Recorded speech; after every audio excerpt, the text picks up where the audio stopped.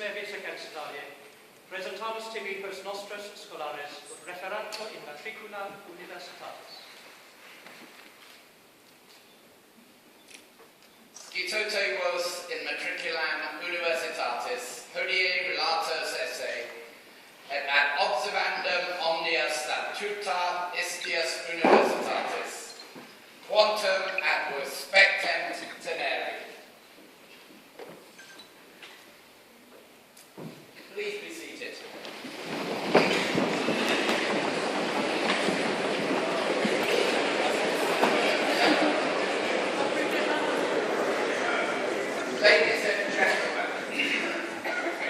Ladies and gentlemen, as Vice-Chancellor, it is my very great pleasure indeed to welcome you all to the University of Oxford.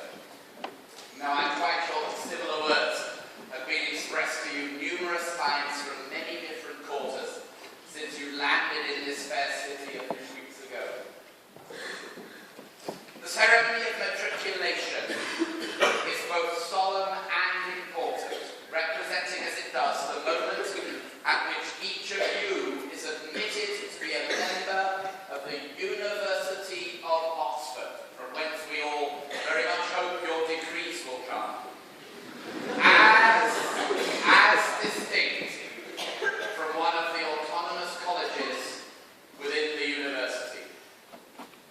A century or more ago,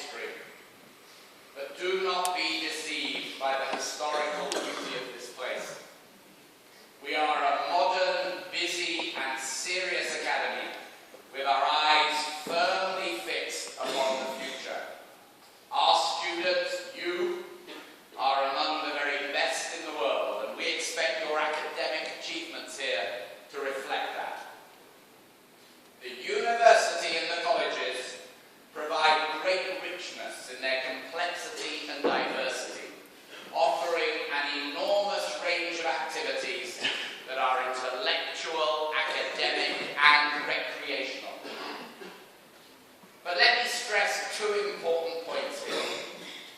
First, the university and the colleges are part of an interlocking model.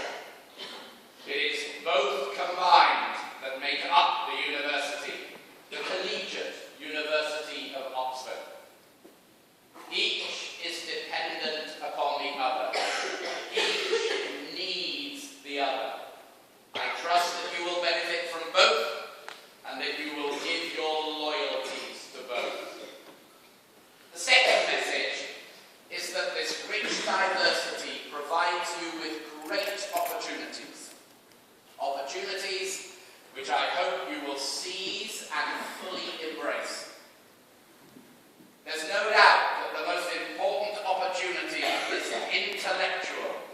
You have before you a period of freedom in which to pursue your chosen field of study, to discover and to explore it. Make the most of this time, this prolonged freedom to wallow in a life of the mind will come rarely in your future years. Now I know that these first 3 weeks in Oxford have been a constant assault on your senses. And if this afternoon is anything to go by, an assault on your lungs as well. Hopefully by now you've mastered the layout of your college and you've discovered the route through the back streets to your department. You have no doubt spent a large part of this past week unsigning from all of those societies and sports teams that you signed up for in a rash moment at Freshers' Fair. And I know the feeling. I dropped into Freshers' Fair as well last week and I was overwhelmed by the incredible breadth of activities that are available to you all. From volunteering activities in the Target Schools programme to every sport imaginable. And I have to say I was particularly taken with octopush. How many of you signed up for octopush? Underwater hockey. Sounded fascinating. There are many opportunities available to you all, from the serious to the fun. And one of the more enjoyable ones, I suspect, caught my eye, and that was the Historical Reenactment Society. How many of you saw the Historical Reenactment Society? They were wearing medieval clothing. And the president of the Historical Reenactment Society and I had a conversation, and she told me that their main purpose is to recreate the battles and the interactions that took place with the native Saxons and the invading Vikings during the Dark Ages in this country. And she was filled with lots of fascinating information. She told me, and I'm going to tell you, did you know that Saxon men did not wash? Whereas Viking men washed every Wednesday. And according to the president, this was very appealing to the Saxon women. And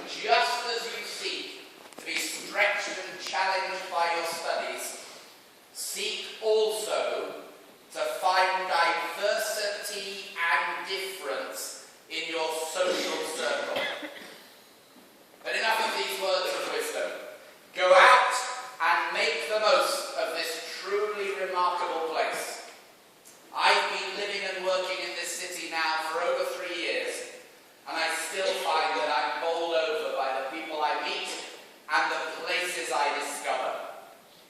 I welcome you to Oxford. Grasp all of the opportunities that this great university has to offer. If you do, then I know that you will have an enjoyable